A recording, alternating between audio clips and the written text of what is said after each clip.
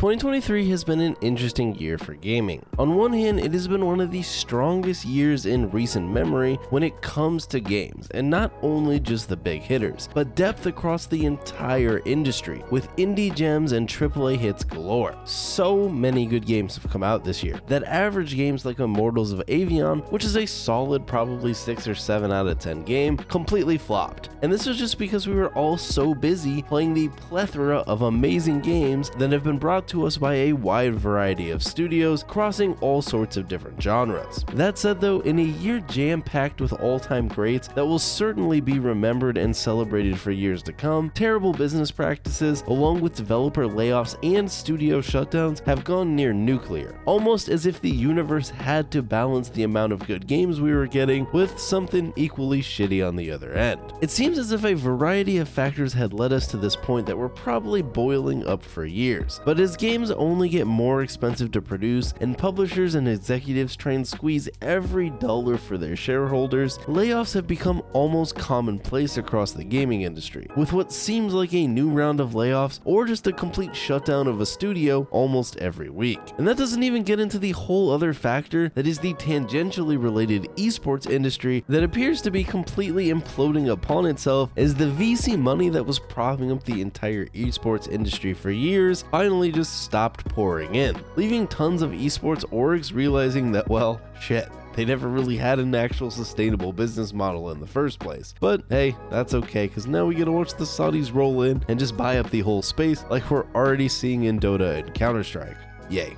Anyways, that's my 2 cents on esports for the night. So yes, in recent years, 2023 is untouched, both in the AAA front and the indie game side. So many good games have come out this year that many that came out earlier in the year are a mere distant memory. Baldur's Gate brought the CRPG to the mainstream, breaking sales and player base numbers nobody would have dreamed of for that genre of game. Tears of the Kingdom took the Breath of the Wild formula up an entire notch. The Resident Evil 4 remake was a fantastic remake of an old classic. Alan Wake 2 recently brought us another amazing horror title to add to the list this year. Street Fighter 6 was a fantastic entry in the Street Fighter franchise, bringing a cool and new single-player campaign. Super Mario Wonder was a fabulous 2D Mario game. Spider-Man 2, Dead Space, Hi-Fi Rush, the list literally goes on and on. There are so many good games this year. Not only have I not had time to finish anything, to sit here and go through every good game that came out this year would lead to an insanely long video.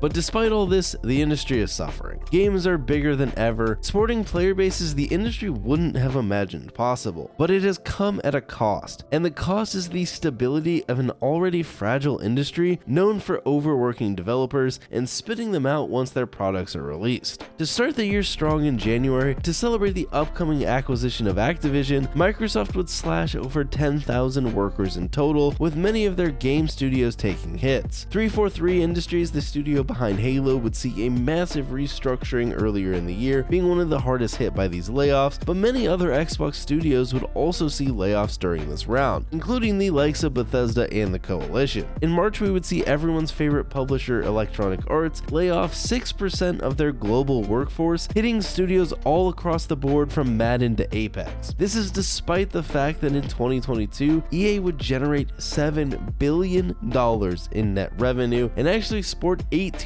higher gross profits than the prior year, a world where even being successful doesn't secure the jobs of the developers working on these products. In August, either as part of the same wave or possibly a separate wave, BioWare would actually lay off 50 developers that were working on Dragon Age Dreadwolf. In September, Sega would cancel their upcoming extraction shooter Hyenas, which was being developed by Creative Assembly, that was basically out the door, leading to an unknown number of layoffs across the studio, and this was supposedly one of Sega's highest budget games ever. In September, Embracer Group would shut down Volition, the studio behind Red Faction and Saints Row, who admittedly recently had a rough run of things with some of their releases, but definitely had some success in their past. Unity, before their huge drama and blow up back in May, would lay off 8% of their workforce, equating to 600 people. Epic Games back in September would lay off more than 800 developers, with Mediatonic being one of the studios that was hit, which are the guys behind Fall Guys. Many of the various various game coverage websites that we go to for all our gaming news like GameSpot, Giant Bomb, and others have all seen layouts throughout the year. Bungie recently has kind of taken over all the news, laying off 100 employees after failing to hit revenue targets by 45%, and even possibly delaying both the Final Shape DLC for Destiny 2 and Marathon, their upcoming extraction shooter. And this is just a fraction of the studios that have received layoffs this year. But what about games themselves? Well, no stranger to recent years, 2023 would see shutdown after shutdown of both unreleased and released games. We mentioned Hyenas earlier that would meet its fate before ever seeing the light of day outside of its beta testing, but plenty of other live service and multiplayer games would meet their end this year. The Cycle Frontiers, a sci-fi extraction shooter, would shut down back in September. Gundam Evolution, the Gundam-themed Overwatch clone, would announce its shutdown back in July, turning off the servers later this month in November, barely being older than a year by the time the server shut down. Super People 2, which was a battle royale that was admittedly pretty similar to PUBG with some abilities, would shut down in August after a failed attempt to revitalize the game by slapping a 2 at the end of it. Apex Legends Mobile would shut down abruptly in May, along with the cancellation of Battlefield Mobile. Crossfire X, which was a free-to-play, sort of Counter-Strike-esque tactical shooter that came out last year for the Xbox, would shut down in May, basically only being live for about a year. Stadia as a whole finally died after limping along for years back in January. Knockout City, Rumble Versus, and Spellbreak would also all see server shutdowns during 2023. And again, similar to layoffs, there were plenty of games that I didn't name off here, but this has been a rough year for the gaming industry. I mentioned games have only become more expensive to produce, and that is extremely evident by the amount of developers and time that it takes for these studios to put out a new game, especially in the AAA space, where these days even a 6-year development cycle doesn't even guarantee the game will come out finished. But as these games have become more and more expensive to produce, only the most successful of products are able to truly make a good profit, something that was much less of a problem in older generations when studios would admittedly pump out games much quicker.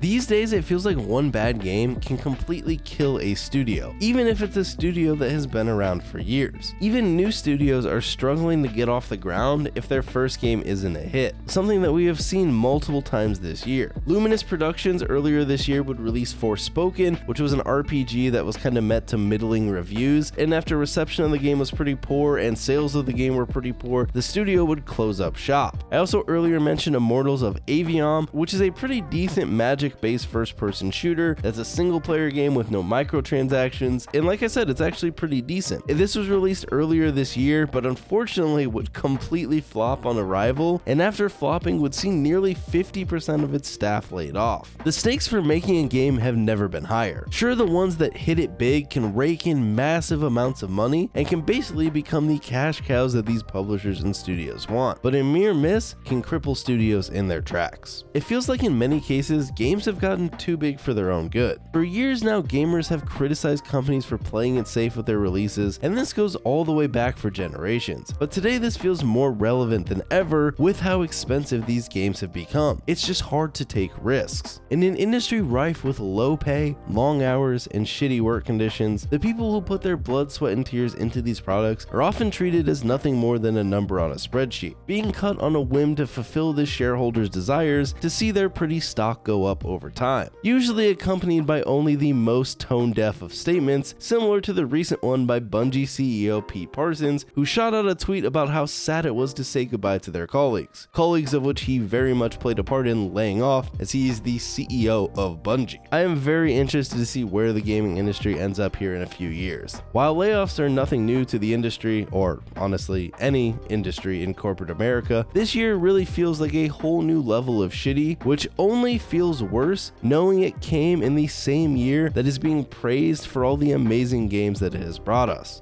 And that's pretty much going to do it for the video. I hope you enjoyed it. A huge shout out to all these supporters over on Patreon. If you want to support the channel, maybe consider checking it out, and I'll see you guys all next time.